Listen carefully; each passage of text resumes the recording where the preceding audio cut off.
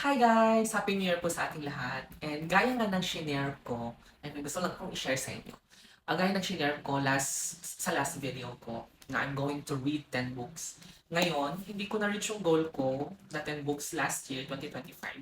And sabi ko sa last video ko, tatapusin ko ito, bago mag-New Year. Kasi hindi ko siya natapos, guys. So, kakatapos ko lang siya kahapon, January 1, kasi madami kong mga pinagkaabalahan bago mag-New Year. So, kahapon talagang binasa ko siya. And you know what? I really love this book. Hindi ko alam kung magugustuhan ninyo.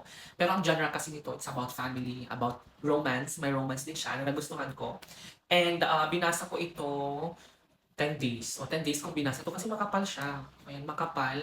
And then, gustong-gusto ko yung mga words na ginagamit. Although, may mga words talaga na, na hindi ko maintindihan.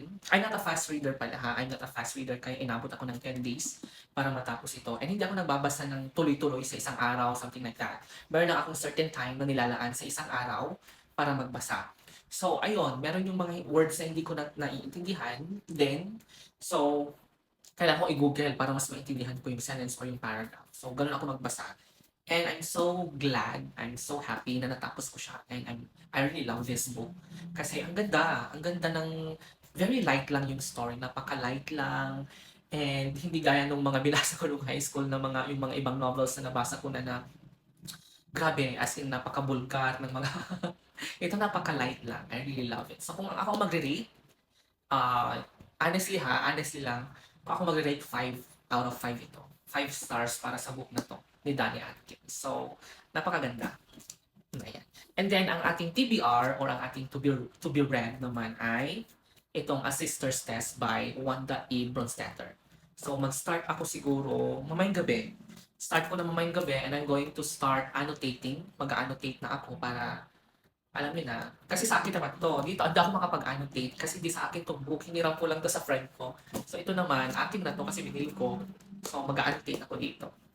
So ayun. And today, pupunta rin pala ako sa ano 'to, bababa ako sa apartment, diyan lang sa baba. Kasi magpapadala ako ng ano 'to, ayan maingay. Papadala ako ng mga books ko, ayan, yung mga orders nila ngayong araw. Ayan, papadala natin via Flash Express. And by the way guys, 150 baht lang itong libro ko. And mabibili nyo rin siya sa Kausan, dun sa bookshop na Book Lovers Books or Book Lovers Bookshop sa Kausan. I-ano nyo na lang, may video ako niyan. So ito is 150 baht, free shipping fee na po siya ha. Wala pong shipping na babayaran, 150 baht lang ang babayaran ninyo.